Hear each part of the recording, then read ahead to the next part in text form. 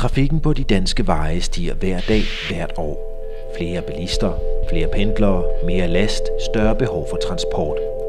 Og alligevel er CO2-kurven på de danske landeveje knækket. Og faldet går hurtigere end ventet, viser en ny rapport fra EA Energianalyse. Det skyldes blandt andet en grøn teknologi, der splitter politikere og fagfolk over hele Europa. Biobrændstof. De vigtigste konklusioner er jo, at når vi kigger frem mod 2020 og 2035, så falder CO2-emissionen fra transportsektoren frem for at stige. Og det er tankstationerne, der står med en af nøglerne til at gøre den danske bilpark grønnere og løfte potentialet for biobrændstof til nye højder.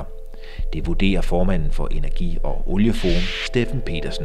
Jo, biobrændstofferne bidrager jo allerede nu og her. Når står vi her på en servicestation, der kan vi jo allerede konstatere, at der er iblandet biobrændstoffer i det, man sælger i dag. Det tror jeg ikke, der er så mange, der er opmærksom på. Der er ingen tvivl om, at produktionen af biomasse fra dansk landbrug og skovbrug kan øges.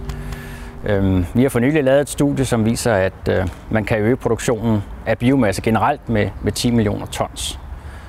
Og en pæn del af det ville kunne laves om til bioetanol, for eksempel, eller til biobrændstof.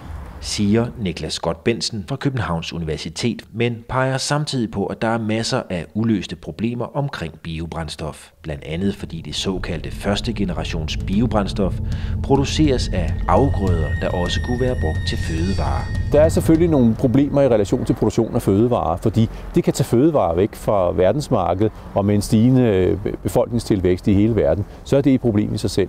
Og der spiller altså en meget stor rolle, at vi kommer over på anden generations biobrændstoffer. Og netop anden generations biobrændsel kan være nøglen til endnu lavere CO2-udslip. Anden generation produceres nemlig ikke af brugbare afgrøder, men af restprodukter som for eksempel halm.